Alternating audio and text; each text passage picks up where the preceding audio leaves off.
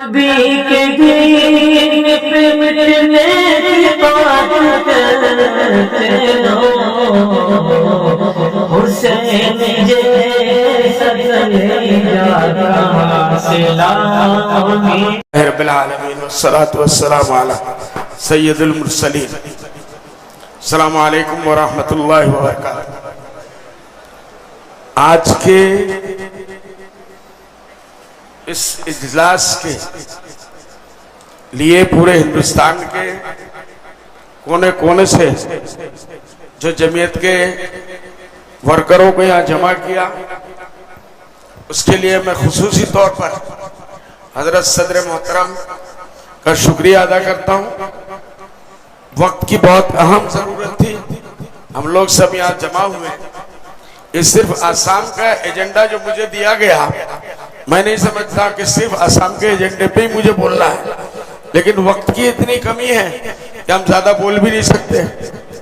बस दो लफ्जों में इसकी बात मैं कहूंगा, तमाम एजेंडों पे हमारी भरपूर तायद है और सबको होना चाहिए, लेकिन मुंतजमा को सिर्फ इसलिए कि नहीं कि वहां जाएंगे हजरत मौलाना महमूद मदनी साहब दामत बरकातुहू की तकरीर होगी, मुफ्ती सुलेमान साहब की तकरीर होगी और हमारे अकाबरीन की तकरीर होगी और हम लोग दुआ करके चले जाएंगे।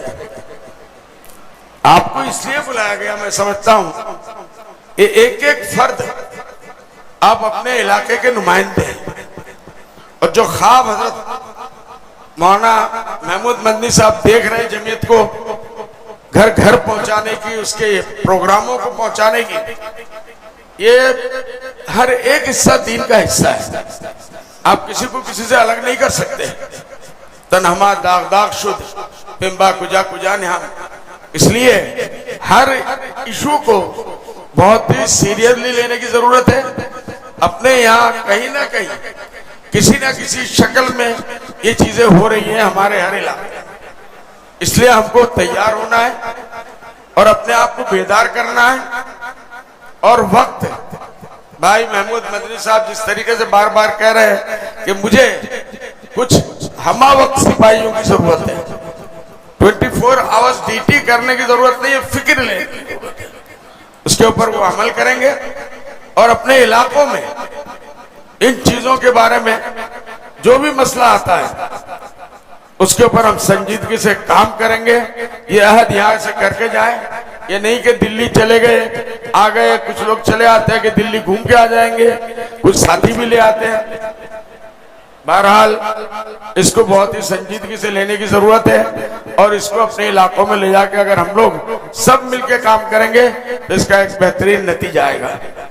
मैं सिर्फ एक बात पे जरा सा इशारा करना चाहूंगा जो नियाज फारूकी साहब ने भी कहा और दूसरे लोगों ने, कि खासकर जो स्कूलों में जो तालीम दी जा रही है आजकल और जिसमें मजहब के बारे में बहुत दूर से इशारा करके कि ऐसे बीज बो दो जो 20 साल पहले इनकी बाद इनकी नस्लों को बर्बाद कर दे, इनके अकायद यहीं से खत्म कर दो, ऐसी ऐसी चीजें बच्चों के दिमाग में डाल दो।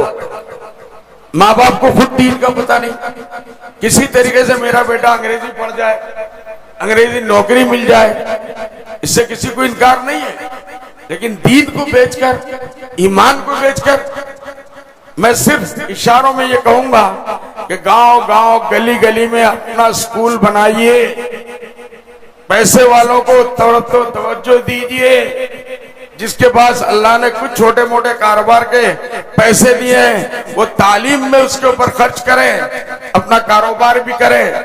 छोटे छोटे स्कूल बनाइए, बड़े बड़े स्कूल बनाइए, कॉलेजेस बनाइए, ताकि आपके बच्चे जो है वो इन स्कूलों में जाए और इन अकायदे फासिदा से अपने आप को बचा के रखे।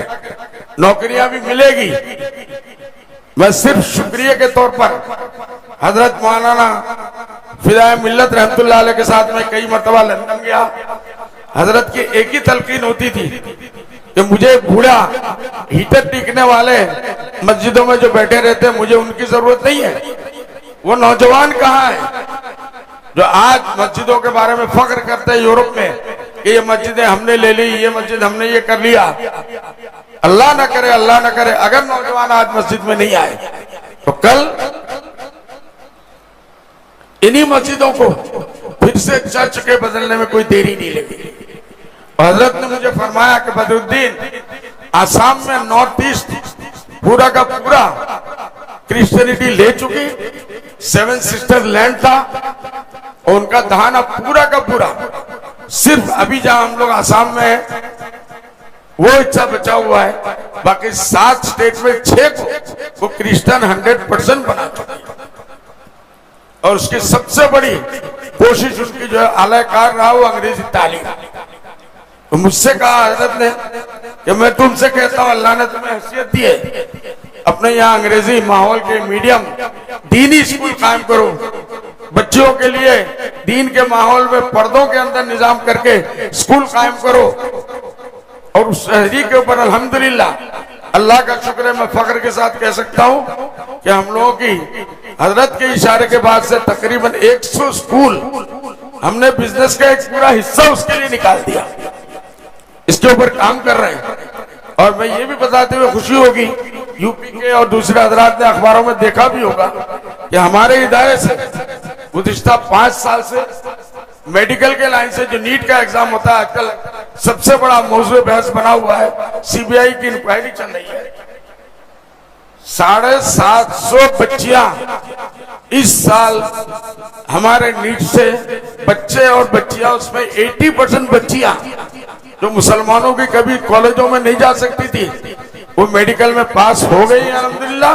बहुत जल्दी रिजल्ट आने वाला है, और वो सब डॉक्टरी में फ्री ऑफ कॉस्ट। आज मालूम है एक डॉक्टर बनाने के लिए कम से कम 1.25 करोड़ रुपए की फिटनेस की जरूरत है, लेकिन ये बच्चियां 1 रुपया भी नहीं लगेगा, ये खुद मेडिकल कॉलेजों में मेरिट बेसिस के ऊपर इनको दाखिला होगा।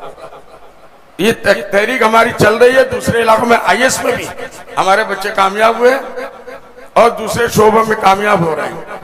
बहरहाल आसाम का जो मसला है, मौलाना अब्दुल कादिर साहब ने पढ़ा, मैं भी इसकी तायीद के लिए सिर्फ इतना कहना चाहूंगा कि आप हजरात की दुआओं की जरूरत है। जमीयत उलमा इस मामले में बहुत काम कर रही है, और जमीयत उलमा ने दिल्ली गवर्नमेंट की, इसी बीजेपी गवर्नमेंट के बड़े लोगों के ख्यालात बदल दिए कि हम एनआरसी चाहते हैं। हमेशा इन्होंने उड़ा रखा था कि ये एनआरसी नहीं चाहते, बांग्लादेशियों को, घुसपैठियों को, खासकर मेरे नाम से इल्जाम लगाया जाता है और लगाता भी है। ये बांग्लादेशियों को पनाह देने के लिए इसने पार्टी बना ली, ये कर लिया, वो कर लिया। लेकिन हकीकत ये है कि 1600 करोड़ रुपया खर्चा हुए, तकरीबन 4 साल इसके लिए लगे। हम यहाँ आते रहे, हमारे सदर मोहतरम हमारे साथ जाते रहे, कारी उस्मान साहब रहमतुल्लाह अलैह के साथ एक मरतबा हजरत भी तशरीफ ले गए। और ये मामला आखिर में जाके जब इन लोगों ने देखा, आज के जो चीफ मिनिस्टर है वो उस वक्त उसके मंत्री थे, उसके बावजूद वो नहीं रोक पाए जो हकीकत थी। और आखिर में चल के 3.5 सवा 3 करोड़ मुसलमान लोगों में जो है 19 लाख का जो निकला कि वो मशकूक है। इन लोगों को ये बड़ा जुल्म था, ये 19 के 19 लाख गैर मुस्लिम निकले, मुसलमान निकले। लेकिन हकीकत ये बात थी, वो निकली कि ये 19 लाख हमारे मुसलमान, उसमें बच्चे, ज्यादातर बच्चे हैं, तो मुसलमानों का आया कुछ परसेंटेज, और कुछ पुराने दूसरे लोग जो मुसलमानों के नाम से मजबूरी में बहुत वक्त में अपना नाम लिखवा देते हैं, बहुत सी मुसीबतों में। बहरहाल अल्हम्दुलिल्लाह अब ये एक ऐसे जगह पे पहुंच गया कि गवर्नमेंट इसका कुछ कर नहीं सकती, और ये सरकार चाह नहीं रही है कि हम इसको करें। अब इल्जाम दे रहे बड़े बड़े ऑफिसरों के ऊपर जिनको उन्होंने ट्रांसफर कर दिया। लेकिन हम यही मुतालबा है, आपसे दुआ है कि जल्द से जल्द अल्लाह इस मसले को हल कर दे। तो हमारे ऊपर जो तलवार लटकी हुई है विदेशी बांग्लादेशी की, वो अल्लाह करे ये खत्म हो जाए इसके साथ। और जो मौलाना महबूब साहब ने जो तजवीज पढ़ी 1 नंबर में, उसके अंदर शहरी हुकूक का मामला, जमीनों का मसला, इतनी दूर अंदेशी से पॉलिसी से ये काम कर रहे हैं। इन्होंने कह दिया, एक लफ्ज निकाला खिलंजिया, खिलंजिया के नाम से जो आबा अजदाद से जमीनों में यहाँ रहते थे। खिलंजिया का डिफिनेशन क्या है ये सुप्रीम कोर्ट भी अभी तक क्लियर नहीं कर पाई, असम की कोई गवर्नमेंट नहीं कर पाई। तो वो अगर दावा करते हैं, सईके साहब ने, सईके साहब जो असम के चीफ मिनिस्टर थे, उन्होंने खुद कहा था कि अगर ये खिलंजिया की बात करोगे जो बाहर से आने वाले, तो हम सबसे बड़े खिलंजिया है। हमारे बाप दादा थाईलैंड और बैंकॉक से आए हुए, तो इसलिए मुसलमान तो कब आए? 71 में जब बांग्लादेश बना।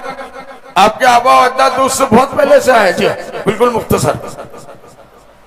तो इसलिए दुआ की सख्त जरूरत है।